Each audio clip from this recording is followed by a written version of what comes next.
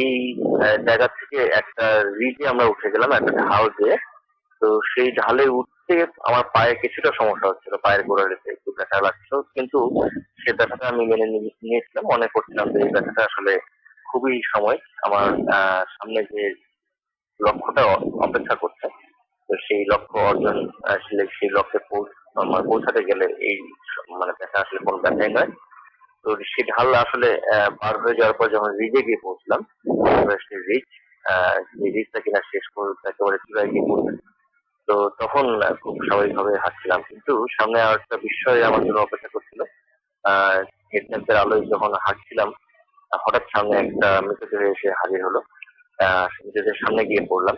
তো আমি ঠিক বুঝছিলাম না যে কি করতে পারি, কি করবো, কি করা উচিত আমার। তো আমার শেখর কৈলাস বললো যে মুসা, তোমার এটা এখানে খুব বেশি মাথা ঘামানোর দরকার নেই, তুমি যা দেখেছো দেখেছো, তুমি এখন সামনের দিকে করো, তোমার কাজ তুমি করো। তো আসলে তার কথা শুনে আমি সেই দৃশ্য মাথা থেকে ছেড়ে ফেলে সামনের দিকে এগোতে শুরু করলাম। কিছুক্ষণ পরেই আপনার ফার্স্ট স্টেপ আমরা হাজির হলাম। সেখানে প্রায় 10 ফুট খাড়া একটা দেয়াল। আচ্ছা, সেই খাড়া দেয়াল আমরা পার হয়ে গেলাম মইয়ের মাধ্যমে, লোহার মই। সেই মই পার হওয়ার পরে আরো কিছুক্ষণ পর, প্রায় ঘন্টা দুয়েক পর, সেকেন্ড স্টেপ নামে একটা জায়গা, প্রায় 30 ফুট খাড়া একটা পাথরের দেয়াল। সেই দেয়াল পার হতে শুরু করলাম। খাড়া খাড়া এই দেয়ালের প্রথম 10 ফিট আমরা জুমার দিয়ে ফ্রি হ্যান্ড ক্লাইম করছিলাম, মানে শুধু জুমার দিয়ে জুমার ক্লাইম করছিলাম। কিন্তু মাঝের 10 ফিট, মাঝে 15 ফিট ছিল আপনার আরেকটা মই। সেই মই দিয়ে এই 15 ফিট পার হয়ে গেলাম, কিন্তু শেষের 5 ফিট ওভারহ্যাং ছিল। সেই ওভারহ্যাং আসলে সরাসরি পার হয়ে যাওয়া যাচ্ছিল না, এটা ডান দিকে সরে গিয়ে আমাদের মানে পার হওয়ার নিয়ম ছিল, কিন্তু আমি ঠিক বুঝতে পারছিলাম না যে হেডল্যাম্পের আলোতে কি করা উচিত, কিভাবে আমি এটা পার হবো। তো আমার শেরপার কৈলাস সে বারবারই পিছন থেকে চিৎকার করে বলছিল যে মুসা, তুমি ডান দিকে একটু সরে যাও, সরে গিয়ে দেখো যে কিছু পুরাতন রশি আছে, সেগুলো ডান হাত দিয়ে ধরে বাম হাত দিয়ে জুমার থেকে উঠে যাও। তো তার এই কথাতে তখনও পারছিলাম না এটা করতে। সে বলছিল, মুসা তুমি কি আসলে ক্লাইম করতে চাও নাকি না বাসায় ফিরে যেতে চাও? যদি বাসায় ফিরে যেতে চাও তাহলে নেমে আসো, আর যদি ক্লাইম করতে চাও তাহলে যাও, এটা পার হয়ে যাও। তার এই কথা শুনে আসলে আমার শরীরে মনে হলো যেন আগুন ধরে গেল, যে কি বলে, আমি কি উদ্দেশ্যে এসেছি সেটা না করে আমি বাসায় ফিরে যাব? তো তার এই কথার পরে আমার মনে হলো যে না, এটা যেভাবেই হোক পার হতে হবে। তখন একটা জিদ চেপে গেল যে না, এটা সে যদি মানে সামনে আরো তো অনেকেই পার হয়ে গেছে, আরো অনেকেই পার হবে, যে আমিও পারবো। তো এই ভেবে আমি ডান দিকে আরেকটু সরে গিয়ে ওই পুরাতন রশিগুলো পাতে ধরে বাম হাতে জুমার ঠেলে এটা যখন পাশ কাটাতে শুরু করলাম, শেষ মুহূর্তে সেই আমার পাথরের ঘষায় আমার পিঠে ব্যাগটাকে যে অক্সিজেন সিলিন্ডার ছিল, অক্সিজেন সিলিন্ডার থেকে রেগুলেটর হয়ে একটা নলের মাধ্যমে যে মাস্কে অক্সিজেন আসছিল, সেই মানে সেই রাবারের নলটা পাথরের সাথে ঘষা লেগে ফুটো হয়ে যায়। তো এতক্ষণ এই পাথরের সাথে যুদ্ধ করে উপরে ওঠার যে একটা ধকল ছিল, খুব অনেক হাঁসফাঁস করছিল আর কি, কিন্তু এই ঘষা লেগে যখন ফুটো হয়ে গেল, তখন একদমই অক্সিজেন পাচ্ছিলাম না, মনে হচ্ছিল যে মারা যাবো। তো প্রায় অনেকক্ষণ 30-35 সেকেন্ড এই অবস্থা ছিল। তো আমার সময় শেরপা কোথায় ছিলেন? হ্যাঁ, আমার ভাগ্য ভালো ছিল যে আমার শেরপা একজন সামনে ছিল, কিন্তু সে তো আগেই পার হয়ে গেছে, কিন্তু পেছনে যে শেরপা ছিল কৈলাস, সেই মানে প্রায় সঙ্গে সঙ্গে আমার পেছন পেছন উঠে আসে সেই সেই অপহরণ ছিল। উঠে এসে সে এবং শব্দ শুনে বুঝতে পারে যে আমার কোনো একটা সমস্যা হয়েছে।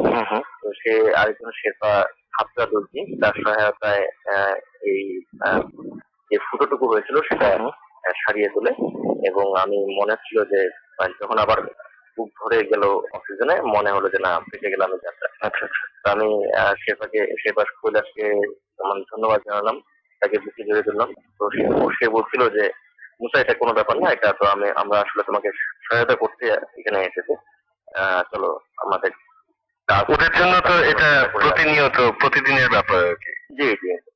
তো এরপরে আমি ক্লাইম্ব করছিলাম, ক্লাইম্ব করতে করতে তাকে জিজ্ঞেস করছিলাম মাঝে মধ্যে যে কৈলাস আর কত দূর। সে আমাকে বরাবরই বলছিল যে মুসা মাই ফ্রেন্ড, তুমি ক্লাইম্ব করো, তুমি ক্লাইম্ব করো, মানে তুমি নিজেই দেখবে যে আসলে কত দূর। তো একটা সময় আসলো যে আহ, আহ, প্রায় আমি দেখছিলাম যে আশপাশ চারদিক আহ, মানে ফর্সা হতে শুরু করেছে। তো সেই সময়ে আমার মনে হয় তখন 4:30টার মতো বাজে। তো সেই সময়ে কৈলাস বললো যে মুসা, এটা হচ্ছে সর্বশেষ মানে পাথরের দেয়াল। আচ্ছা, এটাকে পাশ কাটিয়ে গেলে আসলে তুমি দেখবে যে যে জায়গার জন্য তুমি আসলে এই এত দূর এত কষ্ট করে আসলে সেই চূড়া তুমি দেখতে পাবে, এভারেস্টের চূড়া। তো কথাটা শুনে আসলে আমার গায়ের লোম দাঁড়িয়ে গেল। আমি ভাবলাম যে এই ছেলে বলে কি, মানে কি বলছে, মানে একটা সারপ্রাইজের মতোই এতক্ষণ দূরত্বটা না বলে। ধরে আমি তাকে জিজ্ঞেস করছিলাম যে কত দূর কত দূর, কিন্তু সে বারবার বলছে যে হ্যাঁ তুমি ক্লাইম্ব করতে থাকো, তুমি নিজে দেখতে পাবে মানে সেই এভারেস্টের চূড়াটা কোথায়। কিন্তু এক সময় যে সময় গিয়ে বললো সেই কথাটা, আমার গায়ের লোম পুরো দাঁড়িয়ে গেল। আমি আস্তে ধীরে একটি পাথরের দেয়াল পাশ কাটিয়ে গেলাম, গিয়ে দেখলাম যে বরফের দেয়াল দিয়ে দিয়ে সবাই গিয়ে উঠছে সেই এভারেস্টের চূড়ায়। তো সেই জায়গা থেকে চূড়ায় গিয়ে পড়তে আমার মনে হয় আরো প্রায় 15 মিনিট সময় লাগলো। আচ্ছা, তো পৌঁছে আমার কাছে যে আসলে আমি আত্মহারা হয়ে গেলাম। মনে হচ্ছিল যে চিৎকার করে সবাইকে বলি যে দেখো আমি এভারেস্টের চূড়ায় আরোহণ করেছি। আমার মনে হচ্ছিল যে আমি যদি এই মুহূর্তে উড়ে যেতে পারতাম আমার দেশে, সবাইকে বলতে পারতাম যে দেখো দেখো আমি এভারেস্টের ওইখানটাতে কে কে ছিলেন, মানে কতজন আরোহী ওই সময়টাতে জয় করলেন? আমি দেখছিলাম যে আমরা নর্থ ইস্ট দিয়ে তো একটা প্রায় মিছিলের মতো ছিল, যে সবাই ক্লাইম্ব করছিল এভারেস্টের চূড়া। আবার দক্ষিণ দক্ষিণ অর্থাৎ নেপালের দিক থেকেও দেখছিলাম যে অনেক ক্লাইম্বার এবং শেপাররা এসে চূড়ায় এসে হাজির হচ্ছে। তো প্রায় আমার ওই সময়টাতে প্রায় 15 জনের মতো ছিল চূড়া এবং চূড়ার আশপাশে। এদের মধ্যে আপনার সহযাত্রীরা কতজন সেটা শুরু করেছিলেন? হ্যাঁ, আমার সহযাত্রী ছিলেন একজন মন্টেনেগ্রোর স্ল্যাগি এবং নেপালের যে জিরের কথা বলছিলাম, লাল বাহাদুর জিরেল, এই দুজন ছিল আরোহী। আমি তাদেরকে চিনতাম আগে খুব ঘনিষ্ঠ ভাবে, এবং আরো অনেক শেরপারা ছিল। যেটা বলছিলাম যে প্রায় 15 জন ছিল চূড়া এবং এর আশপাশে। তো সেখানে পৌঁছে আমি প্রথমে শেরপাদের ছবি তুললাম, তারপরে আমার ছবি তোলা পালা শুরু হলো। এই ছবি তোলার পর্বে আসলে এবং লাল বাহাদুর জিরেল এটা আমাকে সহায়তা করেছিল। আমি সেখানে বাংলাদেশের লাল সবুজ পতাকা উড়ালাম, উড়িয়ে ছবি তুললাম, এবং একটা বিশেষ মুহূর্ত ছিল আসলে। কারণ এই কাজটা করার জন্যই এই বাংলাদেশের লাল সবুজ পতাকা আমরা এই ভাষায় চূড়ায় পৌঁছাবো, এই চেষ্টাটা আমরা বিভিন্ন প্রতিষ্ঠান থেকে, বিভিন্ন সংগঠন থেকে, বিভিন্ন অনেক তরুণ করছিলাম এই চেষ্টা। তো তাদের ভেতর থেকে আমি এই কাজটা করতে পেরে আমার কাছে আসলে একটা বিশেষ একটা অর্জন মনে হলো। এবং ওই সময় ওই জায়গাটাতে আপনিও তো ওদের ছবি তুলছিলেন, আপনার সহযাত্রীদের ছবি আপনিও তো তুলেছেন। তো আপনার বন্ধু সাইকের ছবি তো আপনি তুলেছেন, মানে আমরা ছবি আসলে না ওইভাবে তোলা হয়নি, আমরা আসলে যে যার ছবিগুলো তুলছিলাম। আচ্ছা, এবং আমি আমার শেফাদের ছবি তুলেছি, শেফারা আমার ছবি তুলেছে, এই আর কি। আর দেখছিলাম যে সবাই বিভিন্ন ভাবে বিভিন্ন জায়গায় দাঁড়িয়ে ছবিগুলো তুলছে। তারপর আমি আমি বুদ্ধ মূর্তিকে পেছনে রেখে ছবি তুলছিলাম। আচ্ছা, এই বুদ্ধ মূর্তিটা পেছনে রেখে সবাই ওখানে গিয়ে ছবি তোলেন, এটাই ওখানকার মানে যেটা মানে আমি যেটা পড়ে গিয়েছিলাম আর কি, জেনে গিয়েছিলাম যে বুদ্ধ মূর্তিকে সঙ্গে রেখে কিংবা পেছনে রেখে ছবি তুললে সেটাই এখনকার প্রমাণ। এই প্রমাণ দেখিয়ে আসলে নেপাল মাউন্টেনিং অ্যাসোসিয়েশন কিংবা চায়না টিবল মাউন্টেনিং অ্যাসোসিয়েশন এদের কাছ থেকে সার্টিফিকেট নিতে হয়, এবং তারা এটাকেই এখন প্রমাণ হিসেবে গণ্য করে আর কি।